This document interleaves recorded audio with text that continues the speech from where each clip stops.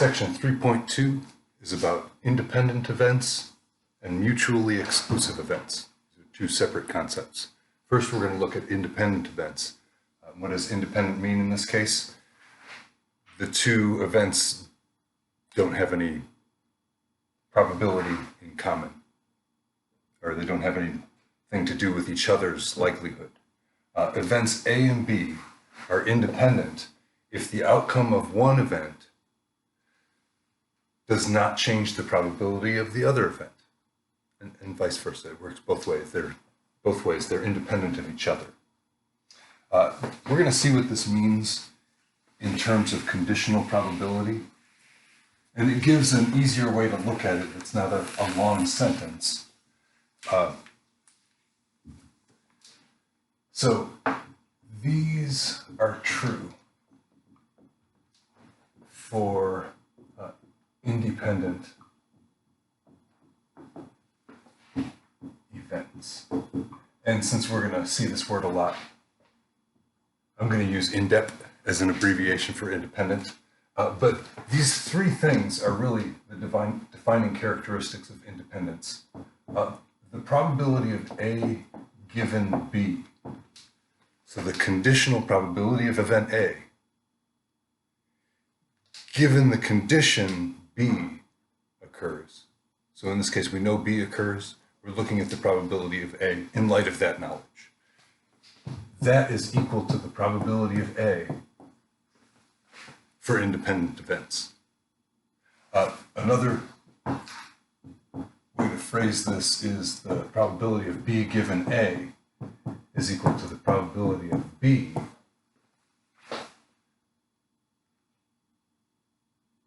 and yet another way, the third way, is that the probability of A and B is equal to the probability of A times the probability of B. And this last one gives us an equation that we can actually use. If we know the events are independent, then this is true. And we can find this probability using those two. But likewise, if we have this one and this one, we can find that one by solving the equation. These are equally important for understanding independent events. This one's actually useful later on, but these ones show that the conditional probability is equal to the regular probability. So conditional probability of A is equal to regular probability of A. In this case, conditional probability of B is equal to regular probability of B because it doesn't matter if A happens. That's what it means for B to be independent of A. I have an example of a probability experiment that we've already seen. So in this example, we're going to roll a fair die. Remember the six-sided cube with the numbers 1 through 6. Twice. And you could think of it as rolling it once and picking it up and rolling it again. You could also think of this as just rolling 2 dice. Whichever one is first, maybe that's the red one and then the green one is second. But we're going to think of it as rolling it in sequence. And the outcome of the first roll is independent of the outcome of the second roll.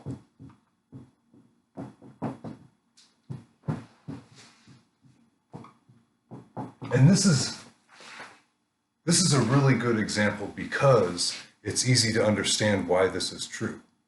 When I roll the die, now this is a fair die, so it's not different probabilities. Each probability, the probability of any given number is 1/6, because there's 6 equally likely outcomes. But if I roll it once, whatever comes up on the first roll, well, we could record it or not or whatever, but it doesn't have any impact on what happens on the second roll. And that's the nature of independence. So even though this is a really simple example, it's a very powerful example of independent events. I want to go a little bit further, if two events are not independent, then they are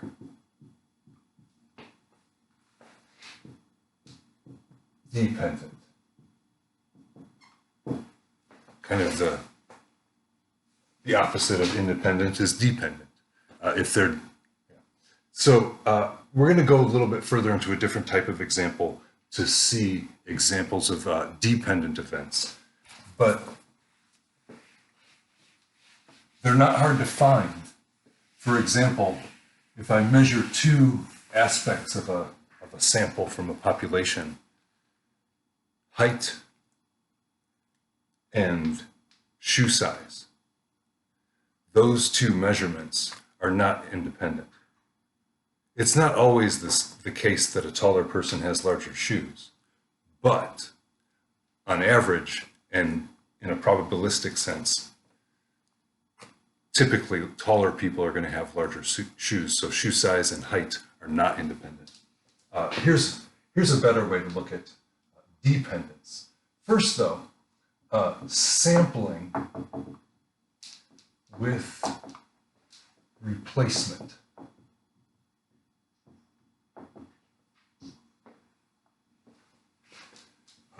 Sampling with replacement results in independent events. So with replacement means when I take an individual out of the population for my sample, before I draw another individual, I'm going to replace that individual, and then I'll draw the next individual. So it's possible that I could get the same one twice, or more than twice. We're going to see this a little bit later with cards, but let's see. So an individual is replaced before the next selection, before the next individual is selected. That's what the phrase with replacement means. Now I want to contrast this with sampling without replacement. So this is a different way to draw samples and measure things as far as probability. But the only difference here is without replacement. So when we draw an individual from the population for our sample, we don't put that individual back. We just get the next one and the next one. And there's no way to get the same individual twice that way. That's what's meant by without replacement. So sampling without replacement results in dependent events. And to compare it to this statement in parentheses, an individual cannot be selected a second time. I mean, maybe you could take other samples and that individual could show up in another sample, but for this sampling, when we're building a sample without replacement, we can't have the same individual in it twice because we don't put them back into the population to be drawn on the next.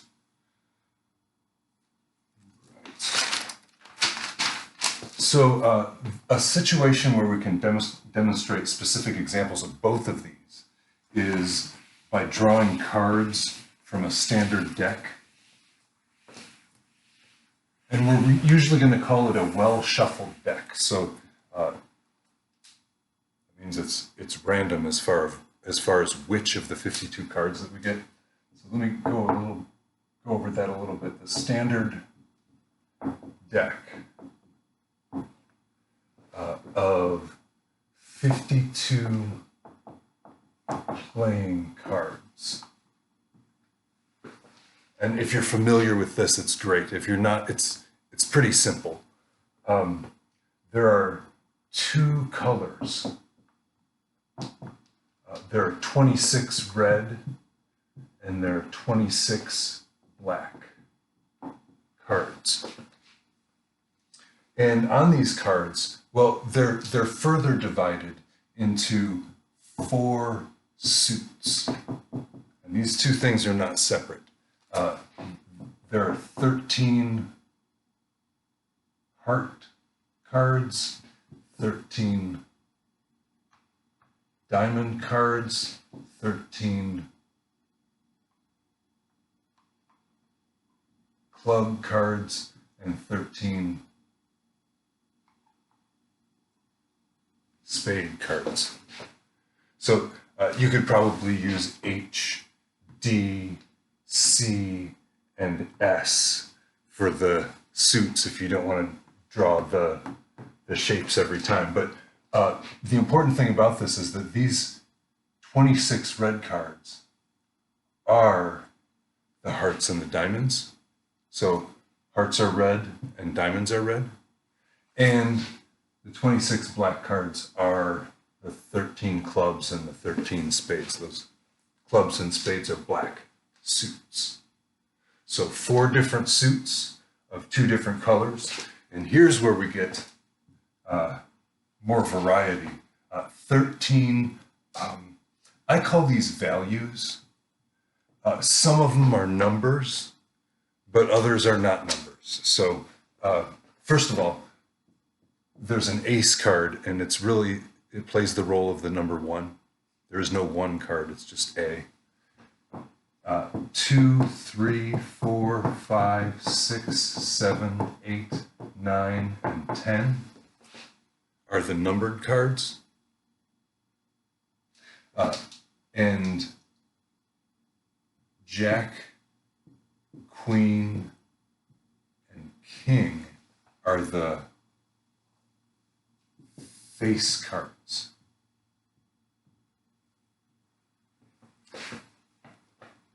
So of these 13 values, the 13 hearts, there's an ace of hearts, there's a 2 of hearts, there's a 3 of hearts, and so on. There's a jack of hearts, a queen of hearts, and a king of hearts. Same with spades, for example. There's an ace of spades, a 2 of spades, a queen of spades. So these 13 values coincide with each of the 4 suits to give us 52 different cards. Each card has a suit. Each card has a value. The suits have colors also, so that's just a different kind of way of grouping them. So here's an example before we get into a more technical one. Suit and value are independent. If I draw a card and I tell you it's a heart, and you want to know the probability that it's a 4, you have no information related to that. It could be any of these. I mean, it's a heart, but it could be any of these values.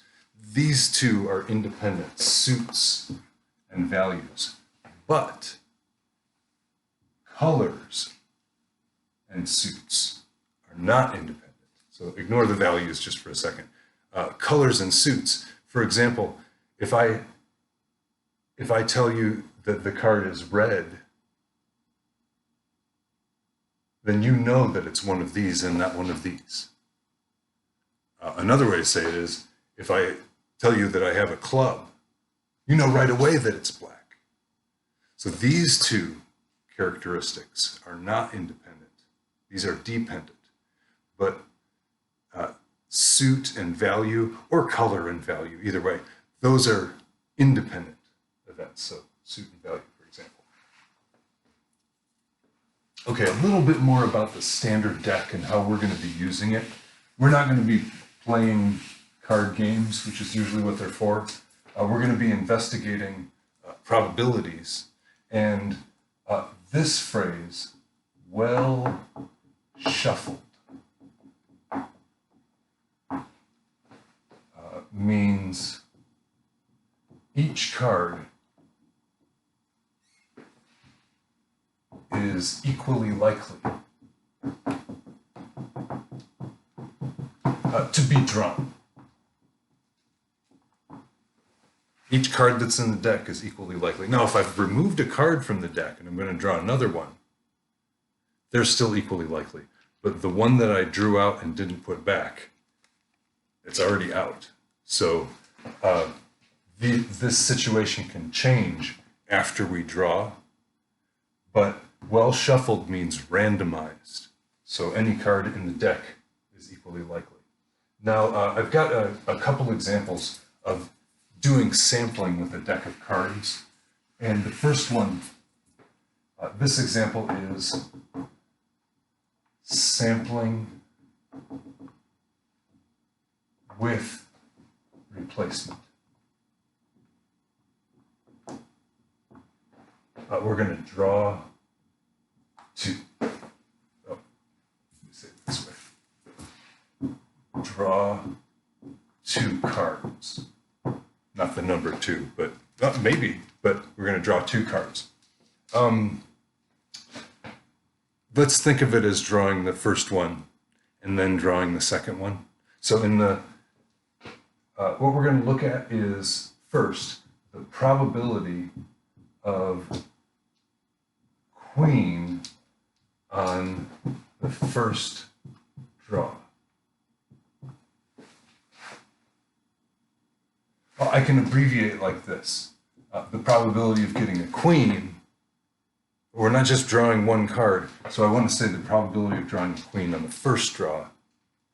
It's, well, how many queens are there? There are 4 queens, one for each suit. How many cards total? 52 cards. That reduces to 1 in 13, or 1 out of 13. And you might even be able to think of that as, well, each suit has 13 cards. One of those cards is a queen. 1 out of 13 is a queen. Or 4 out of 52, it's the same number. Now, the probability of queen on the second draw. So let's look at that next. We could write it like this: probability of queen on the second draw. And what is it? Well, this is with replacement. So after I draw my first card, it doesn't matter if it's a queen or not. I'm putting it back. And shuffling again, probably. You don't want to put the card on top and then take the same card off. But if you reshuffle, it's random again. And the probability of getting a queen on the second draw, well, there's 4 queens in there out of 52 cards, also 1/13. But it's the same on the first draw or the second draw because of that replacement. By the way, this is equal to the probability of getting a queen on the second draw given that I got a queen on the first draw. So even if I got that queen on the first draw, I put it back, reshuffled, it's still the same as just the probability of getting a queen. All right, let's look at a,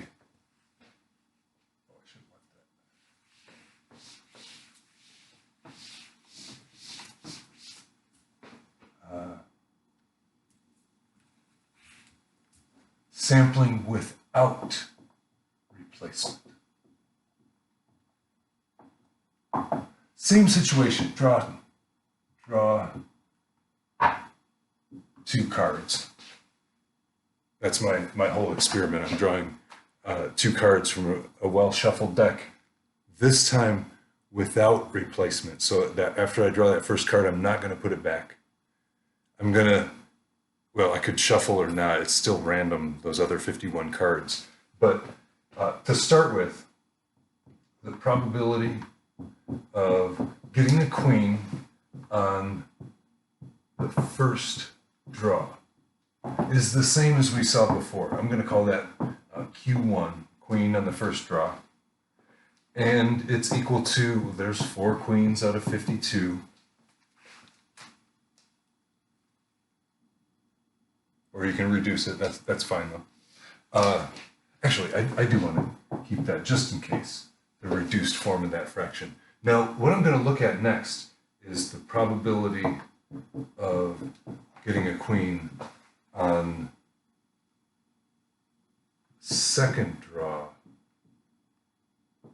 if a queen was drawn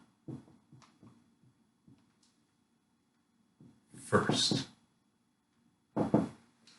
It's a little more complicated of a statement, but it's not just the probability of getting a queen on the second draw. It's the probability of getting a queen on the second draw if I already got one of the queens during the first draw. Without replacement means I didn't put it back. What I'm looking at is the probability of getting a queen on the second draw given that I got a queen on the first draw. So that's the condition. If or given that the first draw was a queen. And that, if I've drawn a queen out and not replaced it, there are only 3 queens left. But I've also, since I've drawn a card from the 52 card deck, there's only 51 cards left. And those two reduce, that's 1/17.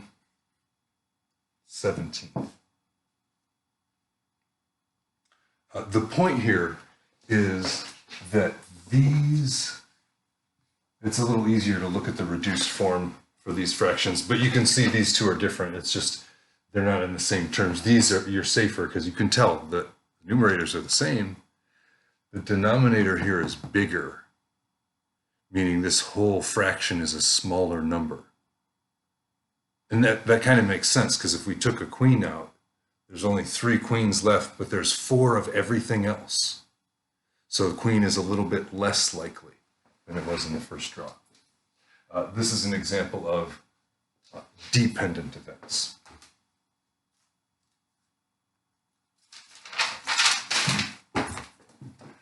The other part of this section deals with mutually exclusive events. And so the phrase mutually exclusive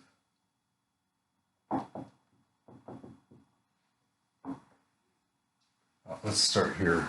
Exclusive means to exclude. In this case, events excluding each other. If one happens, the other can't happen. And if the other happens, the one can't happen. That's what the mutually means. It works both ways. Can't happen at the same time.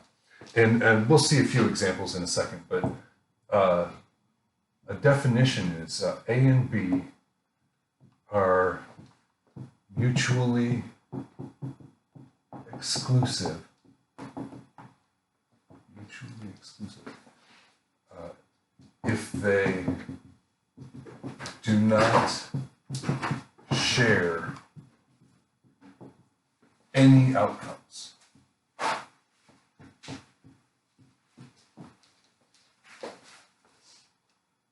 Another way to say this is they can't happen at the same time. That's a little bit informal because sometimes our events are following each other in time, but I'm talking about in the same run of the probability experiment. If one outcome precludes another, I flip a coin and I get a heads, guess what I didn't get? A tails. Heads and tails are mutually exclusive. That's probably one of the simplest examples. Here's another way to say it. The probability of A and B. Remember, A and B is an event that contains outcomes that are in A and also in B. But not the ones that are in B that aren't in A. And it's the intersection of those two events. The probability of A and B is equal to 0 for mutually exclusive events. They don't share any outcomes. They don't have anything in common. So if one happens, the other cannot happen. It's not the same thing as the complement, but an event and its complement are mutually exclusive. It's just there's other kinds of mutually exclusive events that aren't as simple as the complement. here is a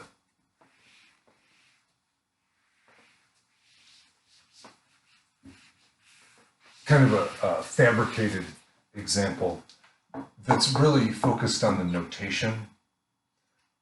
In this case, S, my sample space, is the numbers 1, 2, 3, 4, and 5.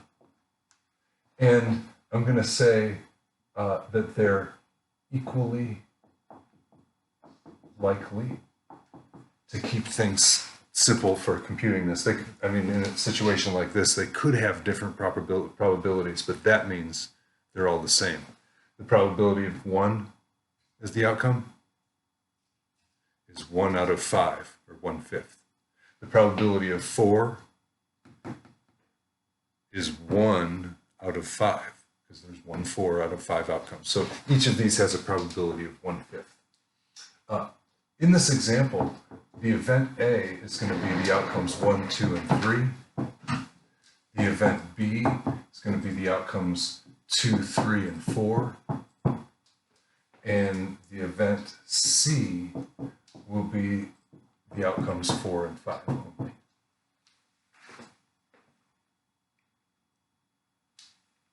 And I'm going to do a couple different things with this. First of all, let's look at A and B. So think of these as events, A, B, and C, with their outcomes, 1, 2, 3, 4, and 5. Some share some don't share some. But A and B, though, refers to the outcomes that are in both A and B, and that's 2 and 3.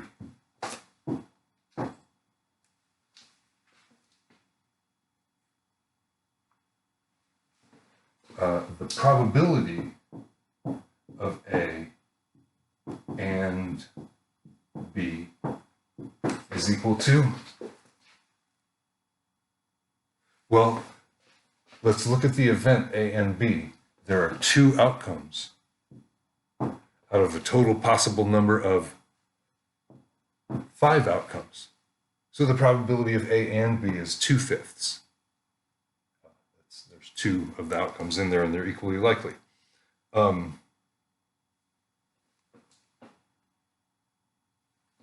The point here is that it's not equal to 0. So the probability of A and B is not equal to 0. That means these are not mutually exclusive.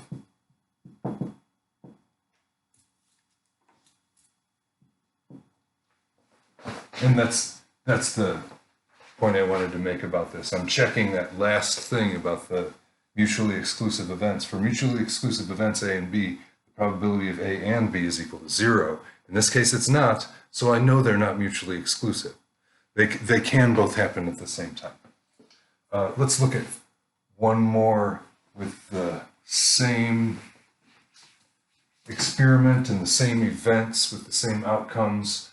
Let's this time look at A and C. So the outcomes that are both in A and in C, there aren't any. There's 1, 2, 3 in A, and there's only 4 and 5 in C. They don't have anything in common. One way to write that is with the empty braces, but there is nothing in common there. So the probability of A and C,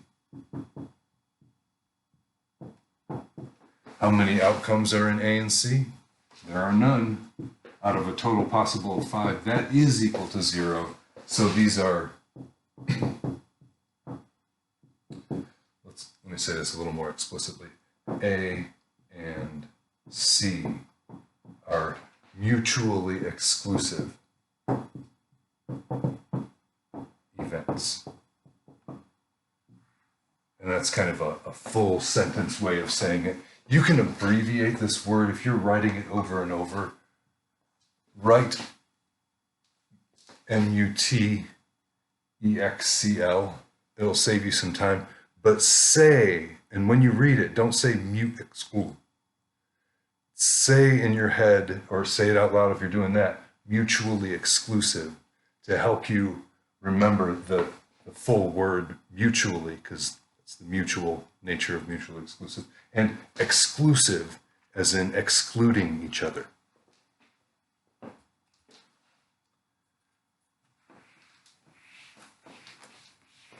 Right, I've got another example with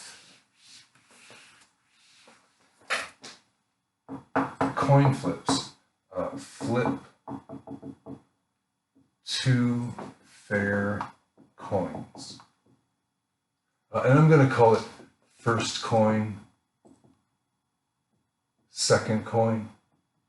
If you did this in practice, you'd probably want to have, you could flip them in sequence, one at a time. Or you could flip a penny and a nickel, 2 different coins that you can tell apart. Call one of them first, call one of them second.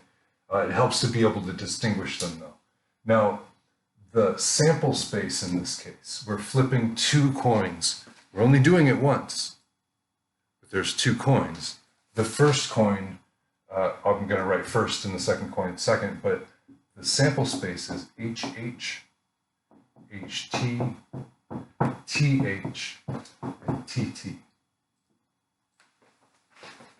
That means getting a heads on the first coin, getting a heads on the second, getting a heads on the first, getting a tails on the second, getting a tails on the first, getting a heads on the second, and getting tails on both coins.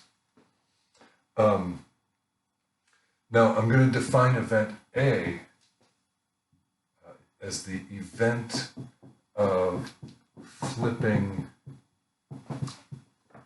at most 1 tail. So I want to phrase it this way because the book sometimes uses this kind of language. At most, at the very most, 1 tail. That could be no tails or 1 tail, but not more than 1. So at most 1 tail. It's kind of similar to the phrase at least, but the opposite. The number of tails is less than or equal to 1. And I'm going to write that out. Which events have less than or equal to 1 tail? Or at most 1 tail? Well, head has no tails. Head tail has 1 tail, and tail head has 1 tail, but that does not have at most 1 tail, that has 2 tails. So that's the event A, and the event B is going to be I'm going to keep it simple here. All tails. Can you get all tails? Yep. Yeah. There's one way to get all tails. In this case, I want to point out, just kind of as a note, that it's worth recognizing here. B, in this case, the event B is the only thing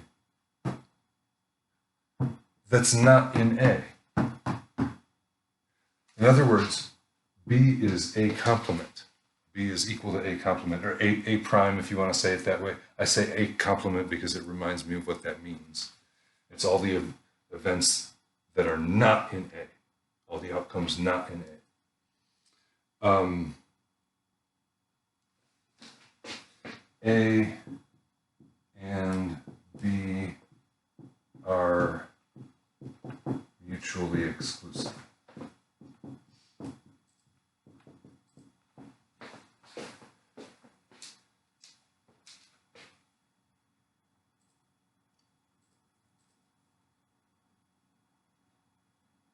And that's the part, that's really the point of this exercise, is to see another situation of mutually exclusive events. One last one. Take this down. I don't need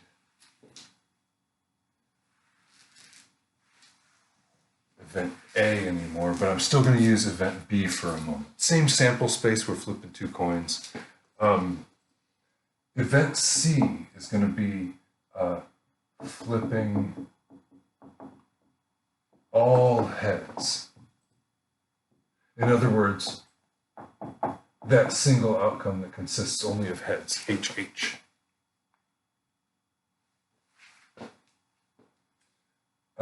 So a couple ways to say this. The symbolic way, the probability of B and C is equal to, what's the probability of getting 2 tails and 2 heads on the same run of the experiment? It's not going to happen. It's an impossibility. That's equal to 0. B and C are mutually exclusive, but they're not complementary. C is not the complement of B.